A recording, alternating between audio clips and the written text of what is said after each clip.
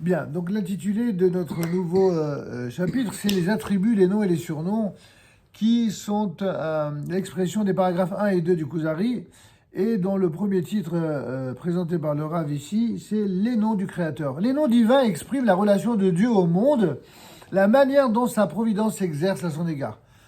Et en effet, ici, le Kuzari, d'emblée, ne comprend pas. Comment se fait-il, dit-il, comment se fait-il que le Créateur soit appelé de nom ou désigné par des expressions, c'est-à-dire ici des surnoms, qui suggèrent une corporification du divin. Puisqu'on dit que Dieu n'a pas d'image, que Dieu n'a pas de corps, n'a pas d'apparence, etc., comment se fait-il qu'on lui attribue apparemment, des surnoms ou des noms qui sont liés à des membres corporels? Et donc, pour revenir à la question même du Kuzari, à la fin du premier paragraphe, la première question qu'il lui posa concernait les noms et les attributs accordés au Créateur. Certains semblaient impliquer que Dieu serait corporel, bien que la raison rejette une telle conception, d'ailleurs expressément rejetée par la Torah. Là, il fait référence à la corporéité divine de la vision chrétienne du divin, alors que la Torah rejette cela, et il est sensible à la vision de la Torah, ce fameux Kuzari. Avant d'écouter la réponse donnée par le Haver, c'est-à-dire celui qui est incarné par Rabbi Yehuda Levi, l'auteur du Kuzari, avant d'écouter la réponse donnée par le Haver à cette question, nous devons faire face à un problème de logique élémentaire. Que vient faire cette question ici, si les questions hébraïques auxquelles on faisait référence au début concernaient effectivement la langue hébraïque? On est en droit de se demander si la composition du livre du Kuzari répond elle-même à une structure logique. La première partie du livre a traité du peuple d'Israël et de la manifestation en lui de la dimension divine. Vous vous en souvenez bien sûr, c'est tout frais. La deuxième partie, comme cela apparaîtra très bientôt, traite quant à elle du pays d'Israël, de la terre d'Israël où se manifeste la présence divine. La manifestation de Dieu dans le monde signifie la providence, signifie providence, l'ashgacha, ainsi que les modes d'intervention de Dieu dans la conduite des affaires du monde. Les noms et les attributs divins expriment précisément tout cela. Les modes de relation de Dieu au monde et les voies par lesquelles il le dirige. Et bien entendu, ces noms et ces attributs doivent pouvoir être formulés dans un langage qui soit compréhensible à la raison humaine en même temps qu'elle doit être homogène à son objet, à savoir la langue de sainteté. C'est dans cette perspective que Rabbi Yehuda Levi commence par ce sujet pour traiter de la manifestation de Dieu dans le monde. On va donc adresser ici, on va présenter un accent sur la corporéité de Dieu, la notion en tout cas de corporéité de Dieu. Attribuer quelques caractères corporels que ce soit à Dieu est incompatible aussi bien avec la raison qu'avec la Torah d'Israël, puisque la Torah l'interdit. Pourquoi la Torah l'interdit? Parce que toute la Torah, c'est à la fois la raison et c'est l'association de la raison et de l'irrationnel, les deux. Mais dans quel cas l'irrationnel a sa place, dans quel cas la raison a sa place? Ce sera le combat idéologique mené par tous ceux qui seront les détracteurs de la Torah. On va y venir dans une autre approche. En tout cas, la problématique de la corporéification ou de la corporéité a déjà été abordée dans la première partie de l'ouvrage. Effectivement, dans le premier volume à la page 140 et suivante. L'attribution de caractère physique à Dieu a été évidemment rejetée par les philosophes parce qu'elle est contraire à la raison. Il est donc impensable que la Torah puisse croire ou laisser croire que Dieu serait corporel. Ce qui ne peut être admis par la raison, c'est-à-dire ce qui est illogique, n'a pas sa place dans la Torah. En effet, c'est le Créateur qui a créé l'homme, qui est doué de raison, et celle-ci, c'est-à-dire cette raison, lui est nécessaire pour avoir accès à la Torah. La raison et la Torah ne peuvent donc pas tenir des discours qui sont contradictoires. C'est ce que je disais tout à l'heure. Or, la Torah elle-même énonce à plusieurs reprises l'interdiction d'attribuer à Dieu des représentations physique qu'elle considère comme extrêmement nuisible et dangereuse pour la santé morale et spirituelle de l'homme. Cette interdiction figure explicitement dans les 10 commandements, les fameux 10 commandements, lorsqu'il est dit « Tu ne te feras pas de statue ni aucune image ». La statue possède 3 dimensions.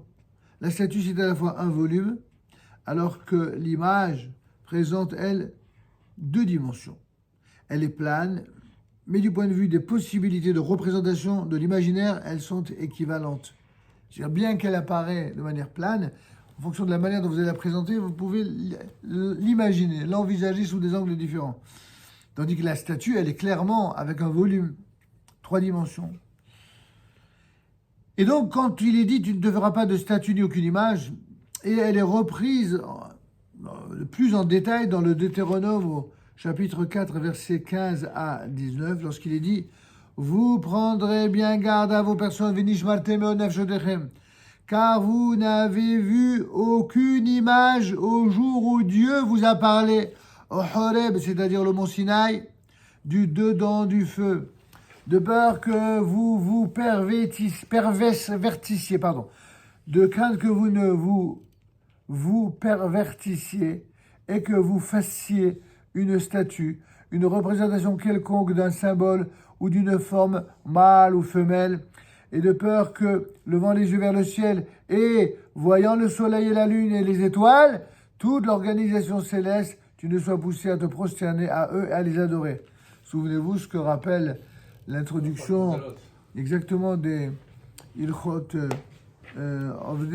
Avodat Kochavi ou Mazalot, les lois relatives à l'idolâtrie. Comment on appelle un idolâtre? C'est celui qui Avodat Kochavi ou Mazalot, celui qui célèbre le culte des astres et des étoiles.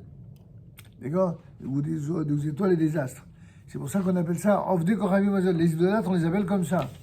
Et surtout le verset 23 qui dit bien, prenez garde d'oublier l'alliance d'Hachem, votre Dieu, qu'il a contractée avec vous, et de vous faire une statue, image de quoi que ce soit, qu'Hachem, ton Dieu, t'a ordonné de ne pas faire.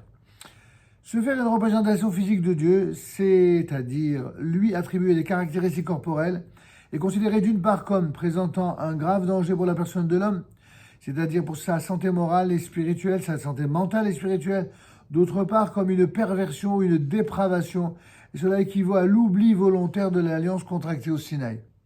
À ce stade, après sa conversion et celle de son peuple, eh bien, les questions posées par le roi ne sont pas des attaques contre la religion dirigée de l'extérieur. C'est de l'intérieur qu'il veut comprendre les sujets qui lui font problème. La corporification le préoccupe vraiment et le dérange parce qu'elle contredit à la fois la raison et que la Torah l'interdit aussi, et pourtant elle-même parle dans des termes qui suggèrent des attributs corporels.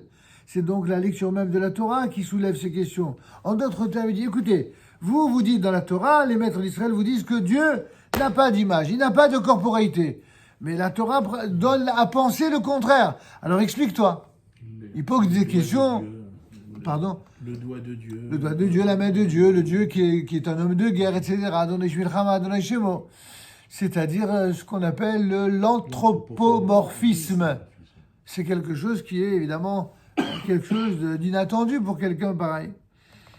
Alors de là, on passe à un autre paragraphe qui est l'utilité des noms et des attributs. L'homme a besoin des noms et des attributs pour pouvoir parler du Créateur, mais ces noms et ces attributs ne touchent pas à son essence. Ce ne sont finalement que des habits, des habillages, mais pas l'essence même des manifestations, effectivement. La réponse du Chaver à cette question est une réponse détaillée et circonstanciée. Il la divise en 2 parties. La première partie sert d'introduction à tout le domaine des noms et des attributs en général, et la seconde traite de manière plus spécifique les différentes catégories d'attributs qu'il explique chacune pour elle-même. Dans son introduction au sujet des noms et des attributs, Rabbi Yehuda Halevi souligne que si les hommes donnent à Dieu noms et attributs, c'est tout simplement parce que ils parlent de Dieu et de leur relation à Dieu, j'allais presque dire d'une façon humaine, Par conséquent, ils ont besoin pour se faire d'instruments lexicaux, c'est-à-dire des mots et des expressions du langage courant que d'aucuns, dans le monde des humains, comprend par convention. Ce qui signifie que ces noms et attributs ne prétendent aucunement appréhender l'essence de Dieu. Ils n'ont d'autre fonction que de se rendre possible aux hommes. La communication à son sujet, de rendre possible aux hommes la communication à son sujet, ça veut dire ce sont des instruments. On a besoin de ces instruments. Comme vous avez besoin de fourchettes pour manger et de couteaux pour couper, on a besoin de mots et d'anthropomorphismes pour parler du divin. Puisqu'il en est ainsi, même lorsque la Torah confère au Créateur des noms et des attributs, c'est uniquement pour les besoins de l'homme, afin de mettre ces choses à la portée de son esprit. Et elle le fait au moyen de noms et d'attributs du point de vue de l'homme lui-même, au sens où la Torah parle le langage des hommes. La Torah medabel et kilshon bnei adam, nous disent Chazal, nous disent nos sages. La Torah parle le langage des hommes. L'homme ne peut pas parler de Dieu lui-même parce qu'il ne le conçoit pas et il n'atteint pas précisément son essence. Mais par contre, il peut parler des actions dont il a eu l'expérience. Il peut parler de choses qui appréhendent la partie du divin que Dieu lui-même dévoile et nous permet d'appréhender, pour reprendre l'expression d'un Tevunot. Rabbi Yehuda el-Lévi souligne que les actions qu'une personne éprouve ne signifie pas qu'un changement se produirait en Dieu. Ainsi, telle action est parfois appelée compassion, dont usent et abusent même certains de nos frères d'autres religions, et parfois châtiment, n'est-ce pas? Mais cela ne veut pas dire que Dieu aurait changé d'avis, passant de la pitié à la colère. Simplement, on parle de termes que les êtres humains peuvent comprendre. Notre interprétation des actions divines ne témoigne d'aucun changement en lui. Dieu ne se métamorphose pas au gré de ses comportements caviarol, de ses prises de décision ou de position.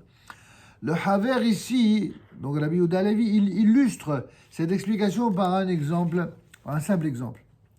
Un juge de chair et de sang doit juger un cas en opposant deux hommes. Il condamne l'un à, par exemple, une lourde peine et il acquitte l'autre en lui accordant même des indemnités parfois.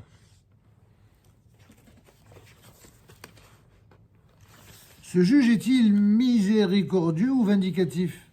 La question ne peut même pas se poser parce que le jugement ne met pas en jeu les émotions du juge, mais tout simplement les conséquences du jugement sont perçues par les parties d'une manière différente en fonction de leur propre positionnement.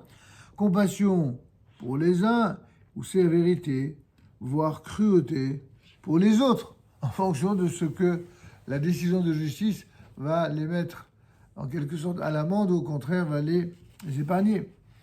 Il y a, nous dit le Rav ici, trois catégories d'attributs.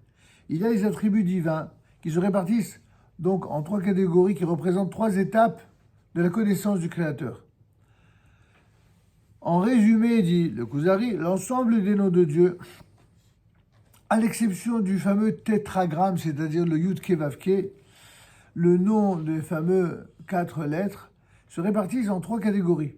Il y a les attributs d'action, il y a les attributs de relation et enfin les attributs négatifs. Je répète, attributs d'action, attributs de relation et attributs négatifs, c'est ce que dit le Kuzari. Le Rav Bushko de préciser, les attributs d'action décrivent les interventions du Créateur. Les attributs de relation traitent de sa grandeur. Les attributs négatifs visent à exclure et non à affirmer quelque chose le concernant. Dieu va faire quelque chose qui est perçu chez l'être humain comme négatif, mais en vérité, c'est pas une négation de Dieu. C'est quelque chose que Dieu a positivement décidé comme d'infliger une négation ou ce que d'aucuns appellent un châtiment, mais pour une raison positive. Plus précisément, les attributs d'action proviennent d'actions qui procèdent de lui à travers des intermédiaires naturels tels que, par exemple, il appauvrit ou il enrichit, il abaisse ou il élève également. Il est miséricordieux et compatissant, mais il est également jaloux et vengeur. Il est vaillant, puissant et d'autres semblables. L'homme décrit le Créateur à la manière dont il fait l'expérience de ses actes. s'il lui est advenu quelque chose de bon, ou qu'il voit d'autres personnes qui ont du bien, alors il dira du Créateur qu'il est miséricordieux et compatissant. S'il considère le mal dans le monde, il l'appellera jaloux et vengeur. Le monde est le théâtre d'actions nombreuses et par conséquent, les attributs d'action sont nombreux eux aussi. Mais Dieu est un. Il est la source unique de toutes les actions dans leur diversité. L'idolâtrie tendait à reconnaître pour chaque divinité un caractère ou un domaine particulier, ce pourquoi il était naturel d'affirmer qu'il existait de nombreux dieux, selon eux. Bien évidemment, le judaïsme rejette radicalement ce polythéisme-là. Ce polythéisme tout court d'ailleurs. Il faut toutefois prendre garde à ne pas attribuer à Dieu les caractéristiques secondes des attributs d'action. C'est-à-dire, par exemple, ce qu'on a l'habitude de prêter aux hommes qui possèdent ce type de qualité. Par exemple, un homme qui est clément, ayant tendance à pardonner. Un homme clément ayant tendance à pardonner facilement, qui évite systématiquement les conflits et préfère fermer les yeux sur les atteintes à sa dignité pour apparaître à certains lâches et faibles. Eh bien, lorsque nous disons de Dieu qu'il est clément, il faut se garder de croire que ce serait chas v'shalom, par faiblesse. Dieu n'est pas clément par faiblesse, Dieu est clément par bonté, pour nous donner un joker, pour nous donner la possibilité de nous amender et de faire teshuva. Les attributs de relation, par exemple, on a terminé là, bien sûr. Les attributs de relation, par exemple, le béni est source de bénédiction. Vous entendez? Quand on dit Baruch Ata Hashem Elokeinu melech haolam, que d'aucuns traduisent par tu, béni sois-tu éternel. Le Rav Shushna Zichron Livracha, il disait toujours, le Baruch qui signifie béni, même si c'est la traduction la plus classique, il dit, elle colle pas, même d'un point de vue grammatical. Ça veut dire quoi, que tu sois béni? Qui c'est qui va bénir Dieu? Dieu, il est béni par qui? Alors, il faudrait qu'il traduise, tu es source de bénédiction. Tu es béni dans le sens, tu es source de bénédiction. Baruch Ata Hashem, tu es source de bénédiction, ô éternel notre Dieu. Et effectivement, c'est assez plaisant comme approche et comme démarche. Et c'est depuis lors que, même si, bon, il nous arrive des fois de dire béni sois-tu pour aller plus vite, mais en vérité, la traduction qui nous semble la plus juste, qui colle le plus à ce qu'on peut vraiment comprendre dans une bracha, c'est ô éternel, tu es source de bénédiction. C'est-à-dire, mais kol ha-brachot, mamash, la source de toutes les brachot. C'est comme ça que c'est traduit dans les patachs, il y a la traduction. Bien fait, parce qu'ils ont suivi la traduction du Rav Shushna. Donc les attributs de relation, par exemple, béni et source de bénédiction, loué l'éternel, saint, haut et exalté, tout ça, tous ces qualificatifs expriment en vérité l'attitude, la vénération que l'on éprouve sur lui. Ça ne va pas définir. Dès qu'on définit, on donne un domaine de définition, on enferme dans une définition, dans quelque chose de fini. Mais Dieu, il est infini. Comment vous voulez enfermer Dieu dans une définition? C'est impossible. C'est pourquoi on parle d'attributs de Dieu et pas de qualifiants ou de... Vous comprenez? C'est très important de rappeler cela. Et des choses que vous savez évidemment, mais qu'il est bon de rappeler. Le fait qu'il soit nombreux n'implique pas du tout que lui soit multiple et ne portant en rien atteinte à son unité. L'ensemble de ces qualifiants ou de ces attributs ne sont rien d'autre que des éléments de perception que nous, êtres humains, avons besoin pour appréhender les parties du divin qu'il nous est possible d'appréhender. Les hommes qui veulent exprimer ainsi la grandeur du Créateur useront à cette fin divers attributs, tels que grand, béni, saint, etc. Ou comme on le dit dans la Gadol, la Gibor, Vendora, etc. Ces attributs ne visent aucune définition d'essence. Ils ne décrivent aucune action ni aucune qualité. Ces mots ne sont là que pour l'exalter et le grandir aux yeux des hommes, sans avoir sur lui le moindre effet. C'est sur nous que ça a un effet, pas sur Dieu. Ça ne change rien. Par effet de rebond, entre guillemets, l'homme se sentira quant à lui, eh bien, plus petit. Tout simplement, il restera à sa place. Il éprouvera, comme disait mon oncle et mon père, qui donnait de ce point de vue la même définition, que c'est quoi la hirat shamayim, la crainte du ciel, la crainte de Dieu. C'est la conscience de l'éloignement, de la distance qui nous sépare de celui dont on se sent si proche. La crainte. crainte révérentielle. On se sent petit, alors ça veut dire qu'on est dans la crainte de Dieu, dans une logique saine. Et donc l'homme se sentira quant à lui plus petit quand il éprouvera sa propre insignifiance. Autrement dit, ses attributs ne le qualifient pas, mais ils font ressortir les différences entre le Créateur et les créatures. Dit le Kuzari, les attributs négatifs tels que vivant, un, premier, dernier, lui sont attribués afin de nier qu'ils puissent être qualifiés par leur contraire. C'est marrant qu'il parle d'attributs négatifs. Mais oui, si je donne une définition qui enferme Dieu dans un mot, c'est en soi négatif. Vous avez compris, vous vous rappelez?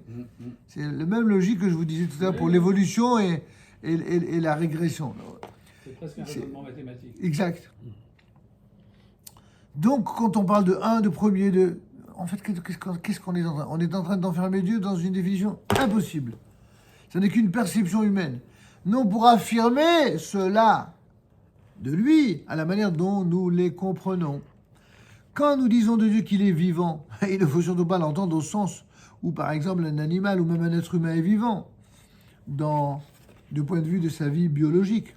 L'intention est d'exclure comme inconcevable l'idée de son contraire. Comme je dis toujours, il y a dans d'autres religions des gens qui idolâtrent quasiment un Dieu humain qui, de plus, est mort et enterré. Un Dieu mort. Pour nous, notre Dieu, il est vivant, il est éternellement vivant, il a toujours été, il le sera toujours. C'est impossible pour nous de révérer un Dieu qui soit mort. C'est un non-sens. C'est une contradiction totale avec la foi d'Israël. Comme nous disons de Dieu qu'il est un, alors ce n'est pas évidemment au sens où l'on dit d'un homme qu'il est un. L'attribut un vise à nier tout simplement la multiplicité à son sujet. En d'autres termes, c'est en cela qu'il dit que c'est négatif. Pourquoi je dis que Dieu il est un? Pour nier le polythéisme, pour nier l'idolâtrie qui affirme au contraire la foi en plusieurs dieux.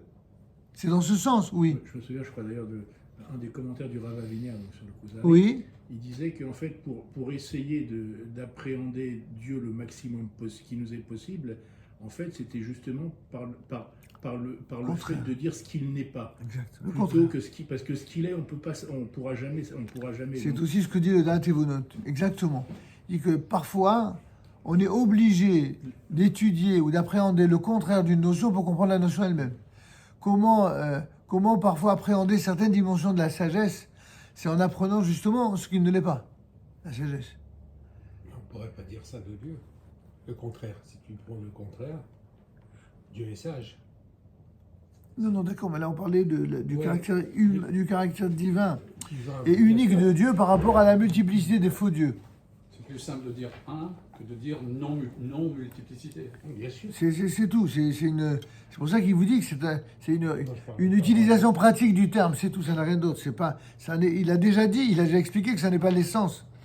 Et donc ainsi de suite, l'attribut vivant ou un ne constitue absolument pas une définition positive du Créateur. C'est ce qu'on a dit et répété ici. Tout comme on ne peut pas affirmer la notion de vie pour le temps ou pour la sagesse ou pour la pierre. Ce que Rabbi Yehuda Halevi va expliquer longuement. La division des attributs en 3 catégories va du plus simple au plus complexe. En effet, les attributs d'action assimilent le Créateur à un roi dont on connaîtrait les actions, ou plus exactement qu'on ne pourrait connaître qu'au travers de ses actions. On ne peut appréhender ce qu'il est possible de connaître du roi qu'à travers les actions.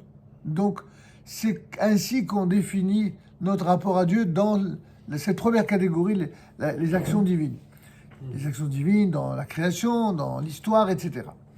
Celles-ci dans les événements. Celles-ci, en effet, seraient les seules à être visibles, les actions de Dieu. Ça ne veut pas dire que toutes les actions divines sont visibles, évidemment, on le sait bien. Mais il y a des actions divines qui sont manifestes, qui sont visibles.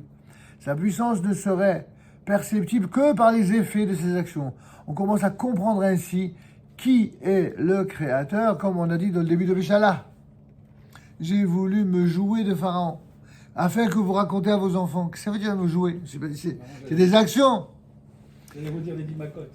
Et les 10 plaies. Et de quelle manière il dirige le monde? Les attributs de relation conduisent l'homme à un niveau plus élevé. Il n'est plus seulement conscient des actions du Créateur, mais aussi de sa grandeur. Il comprend à quel point il le dépasse, Dieu le dépasse infiniment. Il ne s'agit plus seulement d'un roi connaissable par ses actions à l'extérieur de son palais, aux accès infranchissables. Il s'agit d'un souverain maître exalté au-dessus de toute imagination. Le roi des rois, il est grand, il est exalté, il est haut, élevé, redoutable, saint.